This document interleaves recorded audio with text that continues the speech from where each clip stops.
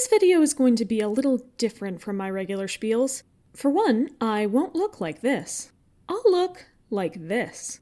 There'll be a lot more drawing than usual as well, a rarity for me as a person as well as a channel. But this is going to be a bit of a special occasion. A couple of years ago, I had the idea of making an illustration with every warrior's protagonist included, along with a couple of others if the protagonists were obviously part of an incomplete set. This idea was quickly pushed aside as I had much more pressing projects, including the start of Paws of Stars. But now, as I have just finished that massive project, and with how busy I've been for a multitude of reasons, I kind of wanted a break. So I've decided to revisit my old idea and give a brief rundown of my thoughts on each protagonist as I draw them. Quick warning then that there will be spoilers for each cat's story in their section, so you can skip over any cats you aren't familiar with using the chapters or the timestamps in the description. You can see me now just figuring out the layout and future shading for this piece. I actually spent about 15 minutes before this just reorganizing and trying to remove or add the bubbles with names in them to even get this far. But now we should be about ready to get into the drawings. And who else could I start with besides the famed first figure and future fiery forerunner of ThunderClan, Firestar? Even though he isn't one of my personal favorite characters or protagonists, Firestar is undoubtedly a great introduction into the world of warriors. As the lens through which so many people had to learn about this world, his kitty pet background and everlasting curiosity driving him to actively seek out as many cats and plot points as possible made for a good combination, and we got to see much more of the world through his eyes. He had a strong will and moral compass, one that slightly differed from that of the clans in a way that allowed him to take heroic actions that other cats were too scared or too rooted in tradition to consider, leading him to befriend Yellowfang, One Whisker, and Mistyfoot among others. When a cat from any clan was hurt, Fireheart felt it and wanted to help, leading us to care too. However, he was also not lacking in flaws. He has a tendency to take matters into his own paws rather than ever going to others for help, even when they would both be willing and able to. He can also, at times, be impatient, clueless, and he has a tendency to hold on to the past for too long, be that the weight of his kitty pet heritage, especially as it applies to Cloudtail, Spotted Leaf's kindness to him, or especially Tigerstar's legacy and the cats connected to him. He's overall a complex and likable character, a good start to and representative for the series. But now it's time to move on to his daughter. One of them, Leafpool. When people are thinking about the protagonists of the new prophecy, a lot of times it comes down to the 6 cats in the traveling crew. But 2 of those didn't even get a point of view, and one only got 2 chapters, while a 4th only got a piece of 1 book. In reality, the cat with the largest total chapters across the arc is the resident camera, Leafpool, with Brambleclaw in 2nd place. There's a clear reason Leafpool is there so much, and it's because she's a character in a position to show us what's happening in the clans while the traveling cats are away, or not interacting with many cats outside of their small social circle. But almost any cat could do that job. When Leafpool finally does get her own storylines, being subtly pushed out of her role by a desperate Brightheart and bonding with the grieving Crowfeather, well, it's not my personal taste. Her story at that point, as much of Twilight, the Warriors book, is very melodramatic and silly, and the sort of thing that hundreds of teens in the late 2000s would happily make love and drama-style PMVs to. That's not to say it's a bad story necessarily, just not as rich as some others in the protagonist mantle. Leafpool's deepest material actually comes after this arc is complete, with her training of 2 of her children and actions in the fallout of her secret being revealed. But none of this happens in the arc where she is supposedly in focus, so I'll leave that to be for now. Firestar's other daughter is quite different, yet bound in the same pair. Squirrelflight certainly inherited his strong will and moral center, but in her case, perhaps because of the cats she was surrounded by, the lack of an appropriate mentor figure like Bluestar was for Firestar, or because of Squirrelflight's cute appearance and status as a she-cat, she was never taken as seriously or given as much ultimate respect as her father was. Here's hoping that will change if she soon becomes leader, but this is a focus on her in the new prophecy anyway. As far as how she was as a protagonist, I liked everything about her personality and aggressive activeness in jumping into the story. The one thing I didn't care for is what I didn't like about the whole of her arc, the inability to form any close relationships. Almost none of the traveling group actually got close over the course of the arc, let alone on their journey, and Squirrelflight didn't have any friends she was close to back home either. As a result, by the end, her biggest bonds are with her sister, Leafpool, and 3 different men who loved her, Stormfur, who liked her when she was an apprentice and left to be with Brook instead, Ashfur, who coddled her in a way she didn't like and who later, well, you know, and Brambleclaw, the cat she ultimately ended up with, but also who never shared a balanced or peaceful relationship with her. Whatever you think of Squirrelflight or Brambleclaw's relationship with her, it's fair to say she never got a peaceful resolution, or an outlet for her seeming need for connection and intimacy. Which is a real shame for an arc that should have been about bonding across differences to come into unity. Up next is the big brown tabby himself, as if that makes it any more specific, Brambleclaw. And, his complete turn from a noble and resilient Tom facing a large amount of worry and ridicule in the original arc to a grumpy, closed-off, desperate warrior despite a complete lack of any mistrust in the new prophecy is an unmotivated and frustrating one. Believing the worst in cats around him, mostly Squirrelflight, refusing to see or bend to other cats' points of view, and quickly attaching himself to Hawkfrost and Tigerstar when he explicitly knows and previously rejected the latter's evil history, and when he hasn't ever tried to bond with Mothwing or even Tawnypelt that much, is just odd, and can detach a reader from his perspective when the narrative doesn't give him any reason to think in the way that he does. Additionally, as the second most prominent point of view in the arc after Leafpool, his insistence on never forming friendships with or even giving care to most cats who aren't Hawkfrost distances the reader from the other characters in the story, and gives us less reason to care about their journey at all, along with making Brambleclaw seem like a pretty poor leader to his traveling group, a bad quality in a cat the narrative wants us to think is the obvious choice for deputy. Onto the slightly better Tiger Child, it's time for Tawnypelt. She and Crowfeather are the main reasons that I decided to go for more than just the point of view characters, because they're very much a part of the group as far as the fandom eye is concerned, even though neither ever got a point of view in the new prophecy. Tawnypelt is definitely the character I consider to have been most in need of attention and depth within the new prophecy, as she didn't really get any growth or even a definitive personality that wasn't contradicted elsewhere in the series. Tawnypelt is most often known for one scene in this arc, where Tigerstar asked her to train with him, much later than he asked Hawkfrost and Brambleclaw, and she said no, and then told Brambleclaw he was being stupid for not doing the same. This is unquestionably a strong moment, but it's dissonant with information from later in the series that she never told her kits anything bad about Tigerstar, and in fact named Tigerheart after him, apparently instilling in him the idea that he was named after a great and strong cat. Even Tawny Paw in the first series, based on her willingness to join and stay in her father's clan, as long as she knew she wasn't going to do the same things as him, feels like she wouldn't be the sort of cat to deny his training as long as she wasn't going to take over the clans using it. This is far from the first time it's been suggested, but I honestly believe they could have had a better and less confusing set of character arcs if Tawnypelt and Brambleclaw switched places in the new prophecy, with Tawnypelt yearning for connection and joining her father, while Brambleclaw says no, like he has before, and tries to use his new, greater connection with his sister since the journey to lead her away from the path she already partially chose seasons ago when she left for ShadowClan. On to, my least favorite traveling cat. Stormfur is unfortunately a very bland character. Not because he didn't get any time to shine, he had almost a whole book to himself, but because the time he did have was spent establishing him as bland. He doesn't have any specific thoughts about the cats or culture of his home, has some emotions but rarely acts on them, and mostly spends his time orbiting around four sources: his sister, whose relationship he disapproves of, Squirrelpaw, who he hypocritically loves but decides not to pursue because Brambleclaw is there, Brook, who he loves without any particular reason, and the tribe, who he feels duty-bound to protect as part of their prophecy, and then as a newcomer in their ranks. Stormfur got tied up in a lot of the apprentice-loving and tribe-bashing trends of his arc and the next, which did him absolutely no favors, but even on his own, his story has few connecting elements in it to make us care about him, leading to his book being a relatively boring read. His sister is significantly more interesting, though mostly because of her graphic novel rather than because of her 2 chapters as a point-of-view character. Within the new prophecy, Feathertail was almost a polar opposite character from who she was in A Shadow and River clan. She's pretty demure, nurturing, angry only at her brother when he tries to comment on her relationship with Crowpaw, and despite all this, she also has a strong moral compass and an open heart for those around her.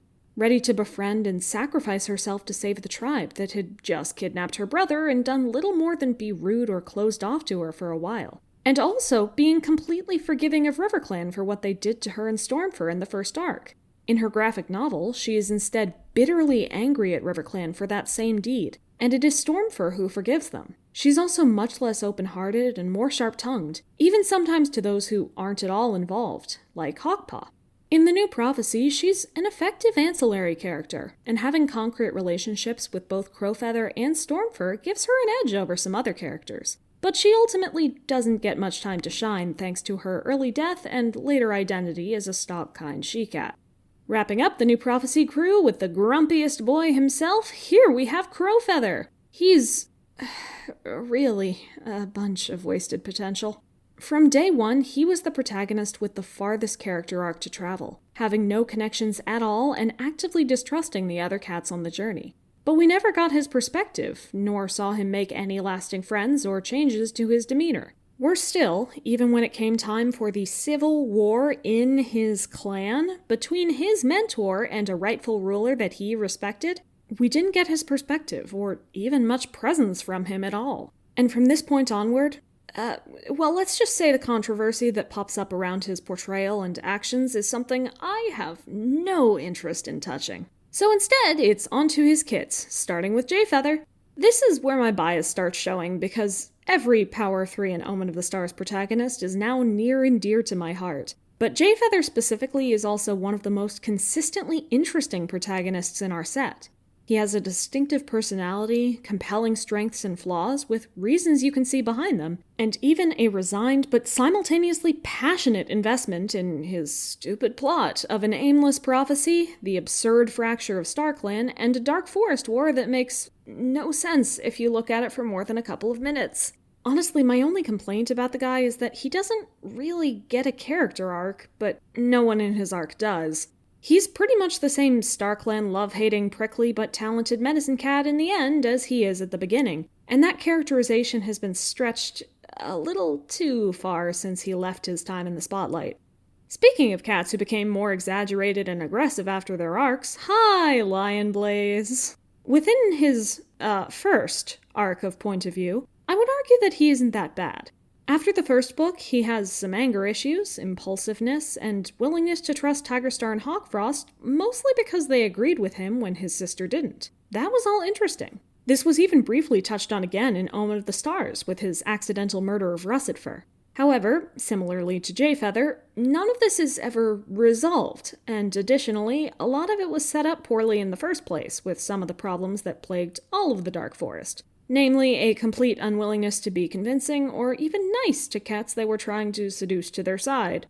A lot of Lionblaze's time then, particularly in Omen of the Stars, was instead spent on a very bland romance and forced conflict with Cinderheart, or just being a stock Tom devoid of personality, goals, or flaws, to take up space and remind you that he's one of the protagonists. I love the guy at this point, but it's due to a lot of headcanon.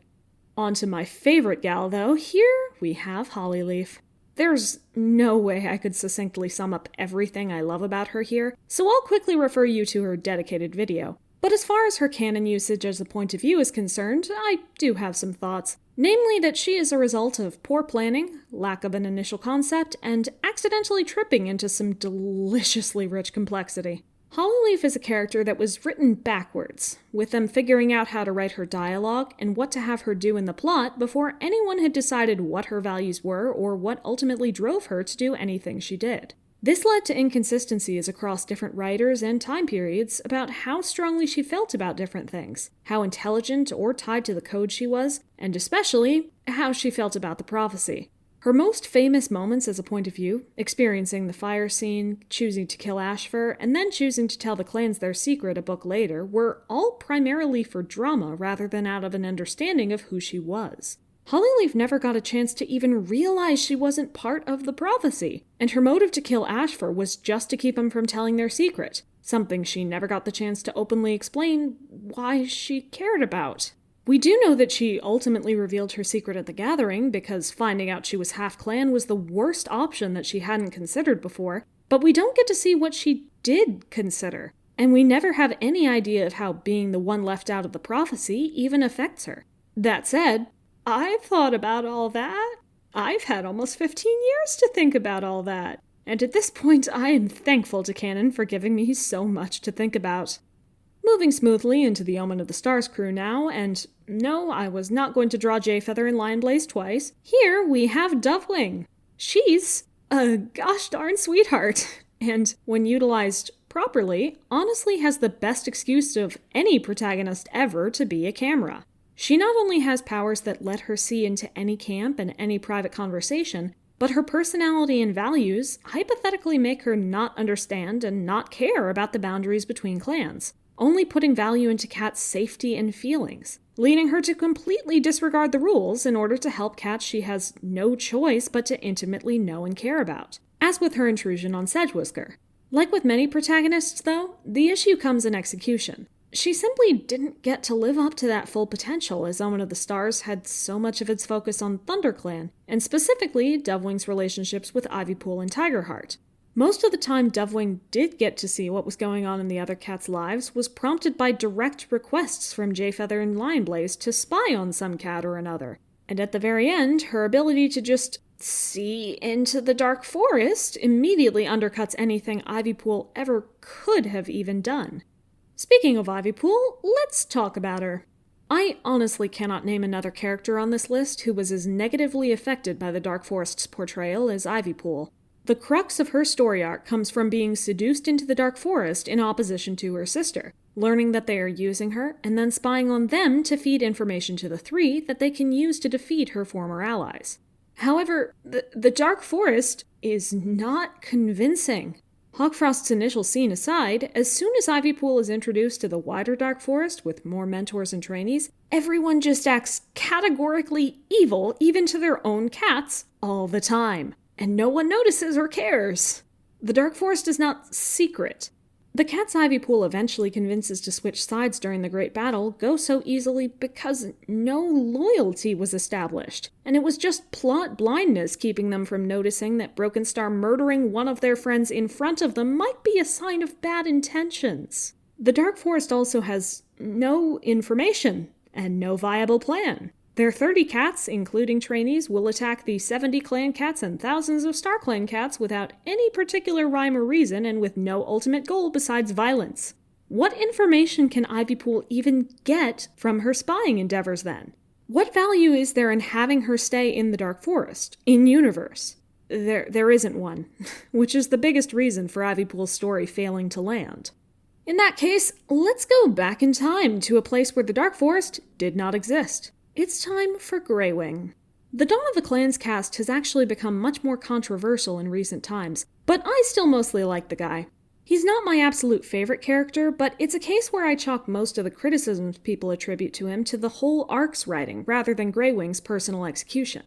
Greywing is undeniably a less assertive and active protagonist than some others on this list, especially comparing those who had a book to themselves, but he embodies a lot of the values in this time in an important way. In forming the clans, it was important to note that, in the mountains, and even in the forest for a short time, cats were peaceful and respectful to each other regardless of their origin or personal disagreements. And Greywing embodies this completely by bonding with so many of his friends and bringing in many of the loners already in the forest. Greywing's value system represents the peace of the clans that work together as opposed to staying loners or, like BloodClan, in splintered families. Clear Sky and River Ripple are the only leaders who don't owe their direct inclusion and leadership to Greywing, and by the end, even they wouldn't have been part of the clans without him. He was a father or adopted father to a dozen or more cats, and, if we believe Battles of the Clans, he was remembered forever as Greywing the Wise. Again, if the arc's execution was better and there was more follow-through on the themes, Greywing's character could have undoubtedly flourished more. But for what we have, I'm not unhappy.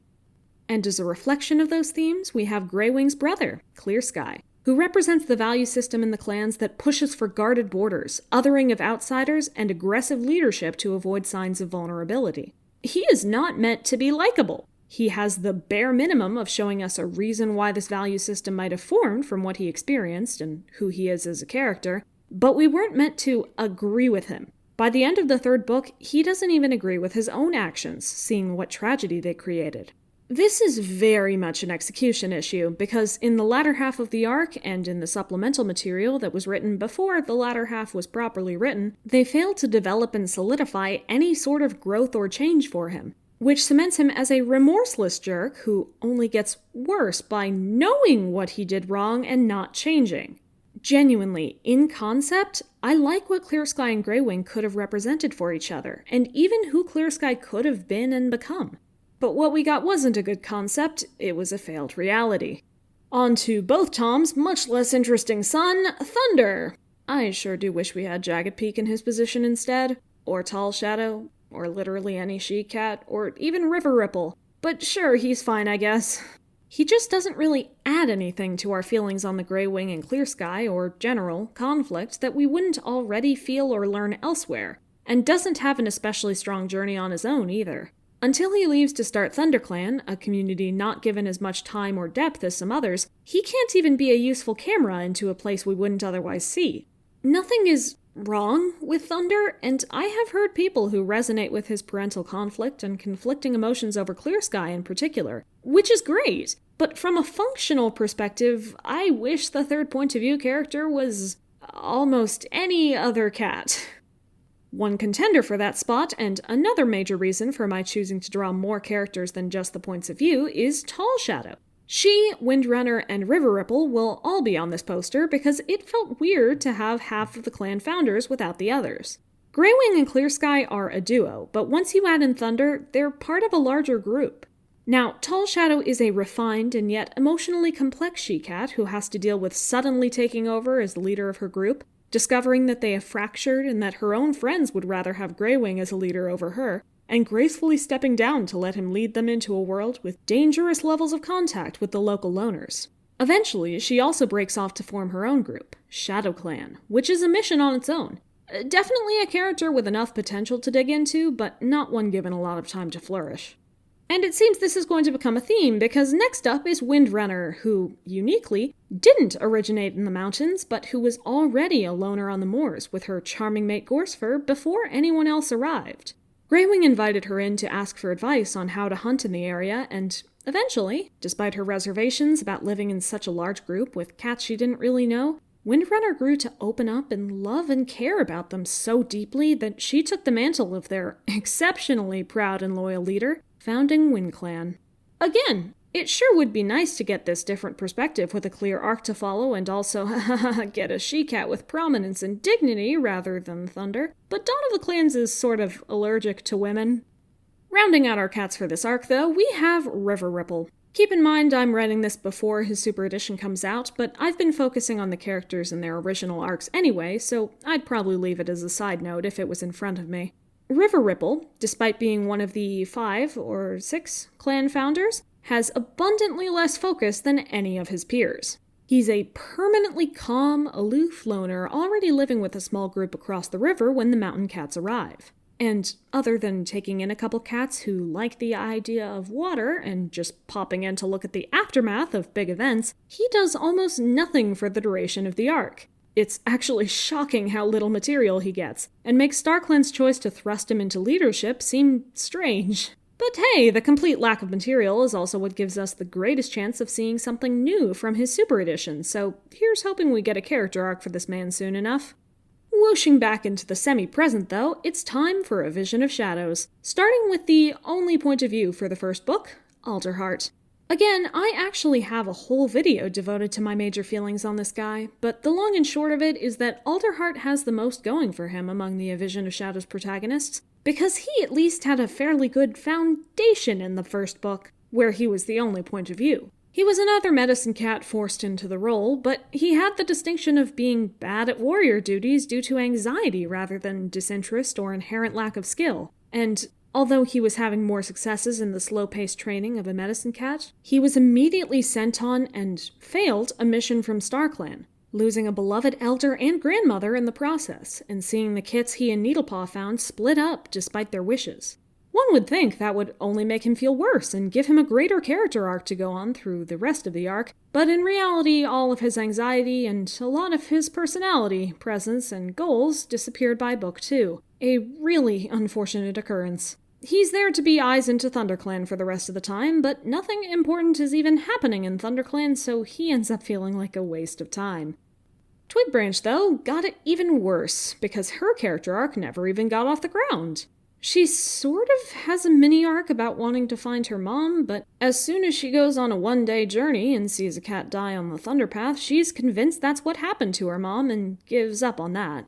She sort of has feelings like Dovewing about wanting to connect with her distant sister, but it's not especially prominent or consistent, since Violetshines' feelings aren't consistent, and Twigbranch doesn't even know her that well. Her final 3 arcs consist of finding a place where she belongs, in ThunderClan or SkyClan, both of which already had a point-of-view character performing camera duties in them, by the way, getting through a really rough relationship with Finleap, and, if you count it, learning to train Flypaw, by promptly skipping over everything that helps her learn how to teach and instead having her just know how it works. Twigbranch tends to feel consistently disconnected from the plot, and she doesn't even have any specific relationships, character arcs, or camera duties that are well handled or given enough time to connect to, so not my favorite in the protagonist roster.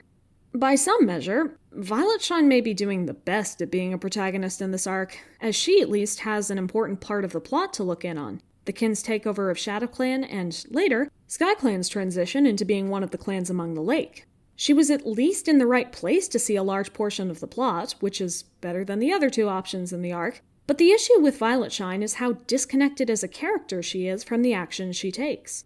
She may think one thing, like that ShadowClan is mean to her or that the kin is evil, but none of her actions ever reflect her thoughts or are given other motivations, which makes it difficult for an audience unfamiliar with her experience to understand her at all. Rather than getting to know her as a character, she was constructed to make us feel bad for her by having everyone around her bully her endlessly, and giving her no one to be a genuine, caring friend. No, Needletail does not count. She never actively sought out Violetshines' company and only spent time with her when it could get her to Alderheart or the kin. She actually had to be reminded by Alderheart to try caring for the baby kitten she brought home. She's ultimately inconsistent and pretty shallow, which is why I have more technical problems with her than Twigbranch or Alderheart. That said, it's time for us to finally move into the Broken Code. As a way to have the triads from A Vision of Shadows and the Broken Code mirror each other in this poster, I put both anxious medicine cats on top, so we're starting off with Shadowsight, who unfortunately shares a problem with Violetshine.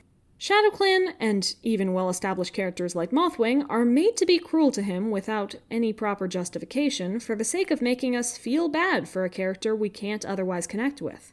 Who is Shadowsight beyond a poor, bullied soft boy? Well, as a protagonist, he does give us the first idea of who Ashfur is through his visions, and is the connection we have to a piece of the plot because of that. But I find him pretty impenetrable as a character. He's a dutiful medicine cat who does exactly what he's expected to and gets worried a lot because of how other cats feel about and treat him, and that's about it. He's still a dutiful medicine cat who's worried and tries to prove he's okay to cats who mistreat him through to the very last book, leading him to nearly sacrifice himself in order to show that he's not evil. He didn't really grow or change at all over the course of the arc. The only things that changed were the specific circumstances around him. I have been enjoying his presence much more as a calm voice of reason background character for Sunbeam in the latest arc, but that's not really relevant to his time as a protagonist.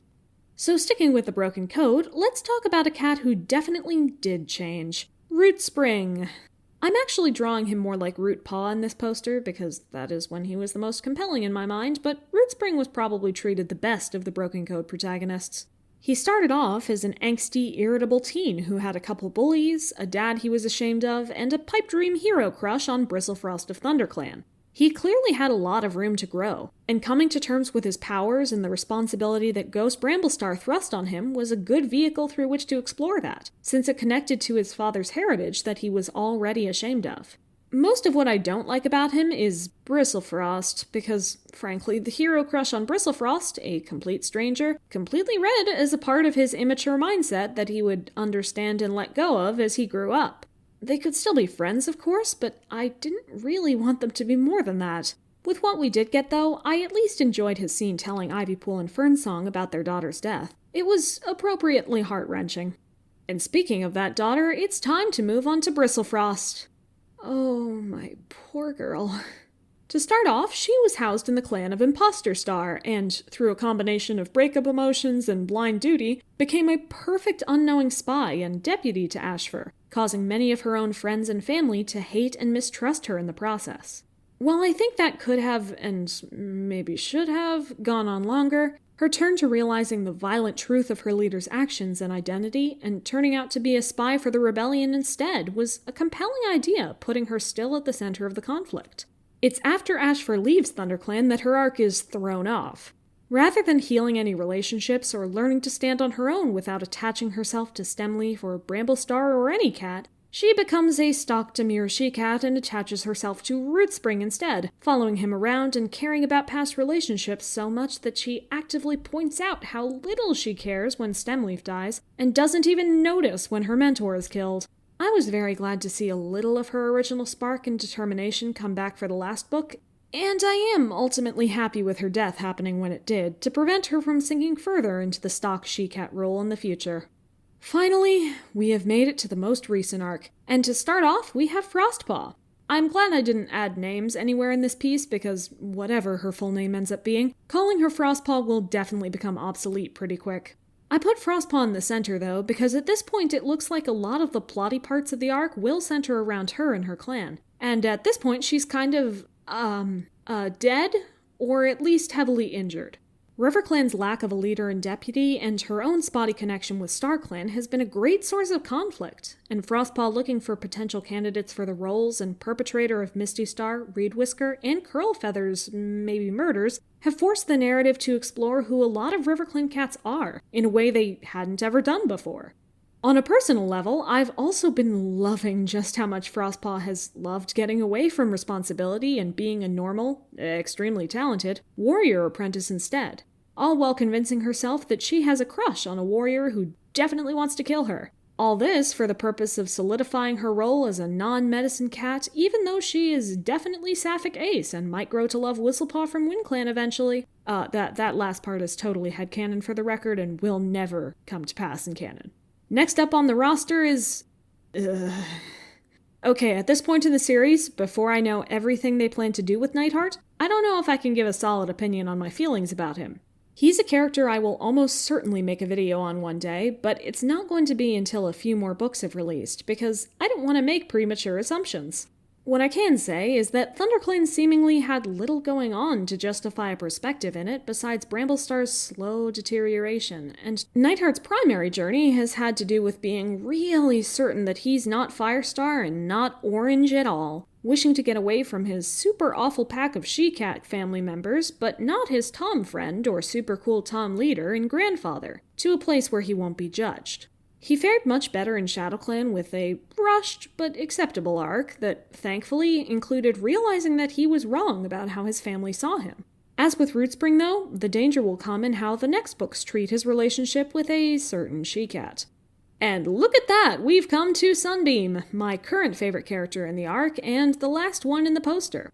She began as a young but grown-up cat with a committed relationship in Blazefire, a friend in Lightleap, plenty of other connections in her eccentric and fun ShadowClan, and a yearning to become a mentor and be a model warrior. However, Lightleap and Blazefire, each breaking up with her and then getting together as their own pair, threw off that plan and left her with a somewhat petty bitterness.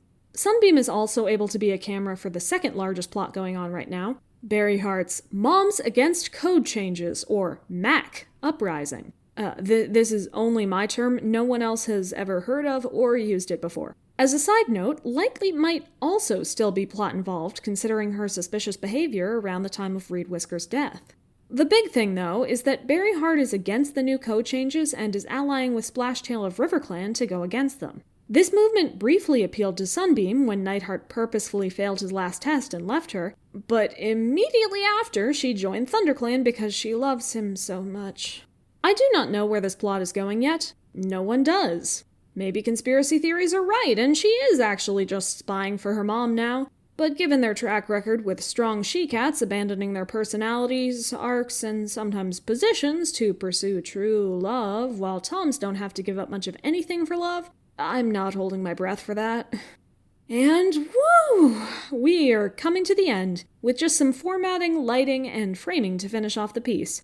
Being an artist isn't my primary profession or skill set by any means, but I do like how it turned out for the most part. To give you an idea, I wasn't able to work on this full-time because, shockingly, I do have many other responsibilities to attend to, but this took 10 days to complete, longer than any drawing I've ever done before. This was definitely intended to be a break, so the drawing taking so much longer than expected is, odd, and goodness knows how long the video will turn out once I finish editing this. But I am happy to have done it, because now I have a poster with all of these little kitties together, until Arc 9 comes out anyway, and I can check that little item off the bucket list. Thank you very much to anyone who got through this monster of a video. I hope you enjoyed it, and as always, remember to give yourself a break every so often, even if that break is more work. If it's something you want to do, it's worth it.